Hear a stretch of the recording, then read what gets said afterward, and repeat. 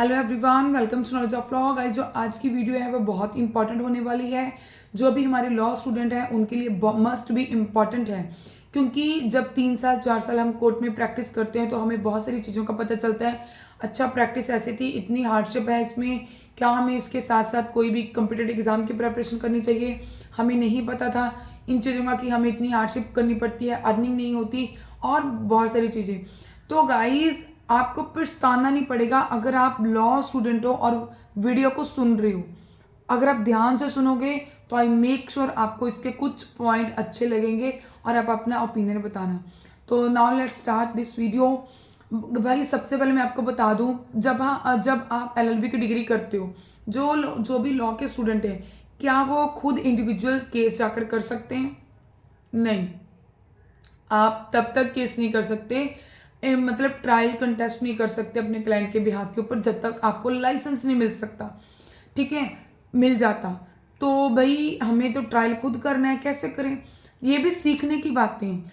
जैसे आप एलएलबी कर रहे हो, चाहे आप 5 सीखे हो चाहे आप टी वाई सीखे हो, उसके फर्स्ट सेमेस्टर कर लो, ठीक है, नहीं पता चलता चीज़ों को समझने में, फर्स्ट सेमेस्टर हो गया भाई। सेकंड सेमेस्टर से आप स्टार्ट कर दीजिए अपनी प्रैक्टिस। सेकंड सेमेस्टर से आप अपनी प्रैक्टिस स्टार्ट कर दीजिए।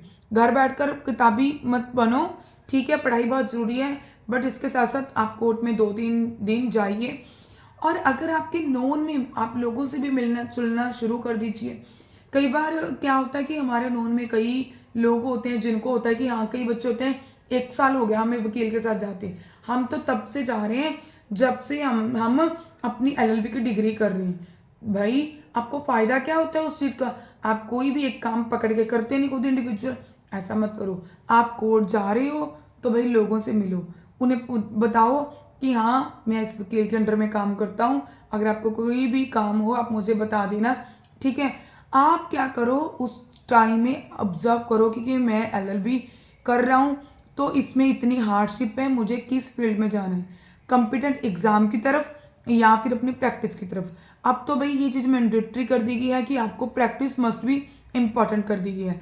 बट इसके साथ अगर आप, मुझे लगता है ये चीज़ अच्छी की है, ठीक है, दिक्कतें तो हैं बट ये चीज़ मस्ट भी इम्पॉर्टेंट थी, क्योंकि जो नई यंगेस्ट एडवोकेट जजेस आ रहे हैं उनके लिए ये अच्छी चीज़ है। ठीक है, फिर दूसरी बात बता दूं कि अगर आप डेली कोर्ट जा रहे हो, आप फर्स्ट सेमेस्टर से सेकंड सेमेस्टर से कोर्ट जा रहे हो, बट अगर आपको अपना को काम मिल रहा है, आप उसे होल्ड कर लो।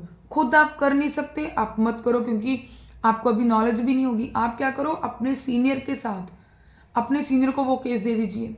उससे क्या होगा, आप उस केस की जो प्रोसीडिंग है वो आप कर लीजिए, वो प्रोसीडिंग देखिए, ऑब्जर्व करिए, उससे आपको बहुत नॉलेज होगी। अगर मान लो, ठीक है, बाहर कोई, ये मान लो आपको कोई रिश्तेदार है, आपको कोई नून है, वो बोल रहे हैं हाँ मुझे इस केस में ना वकील चाहिए, तो आप उससे बोलो कि वकील मत करना, आप ऐसे करो, एक बार चेक कर लो कि आप, फिर मुझे बात करने के बाद ही मुझसे पूछ के फिर एक बार वकील करना। ठीक है, चाहे आप एक बार पूछ लो, कचहरी में घूम लो, कोर्ट में, तो फीस का भी पता चल जाता है कि अदर्स लॉयर की कितनी फ़ीस है।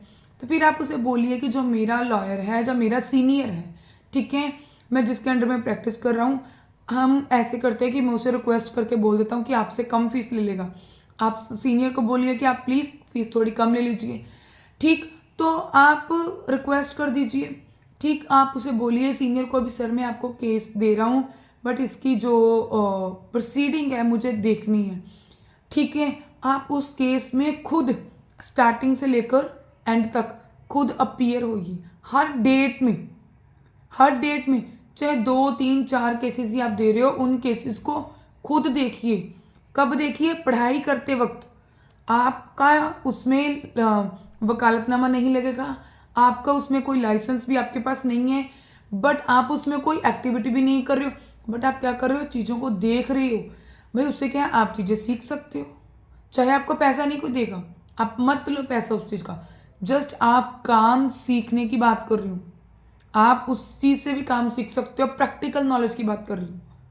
ठीक है, ये भी एक वे है, पढ़ाई के साथ साथ आप प्रैक्टिकल नॉलेज ले सकते हो। अगर आप 2-3 केसेस भी खुद अपीयर होकर देख लोगे ना, तो गाइज आपको एलएलबी की डिग्री के साथ साथ ही आप काम भी सीख जाते हो, पैसे की मत रखो कि मुझे पैसे जल्दी मिल जाएंगे, नहीं, पैसे का मत रखो, आप काम भी सीख जाओगे और आपको प्रैक्टिकल नॉलेज भी हो जाएगी और आप डिसाइड भी कर पाओगे कि कितनी हार्डशिप है, मुझे किस फील्ड में जाना है।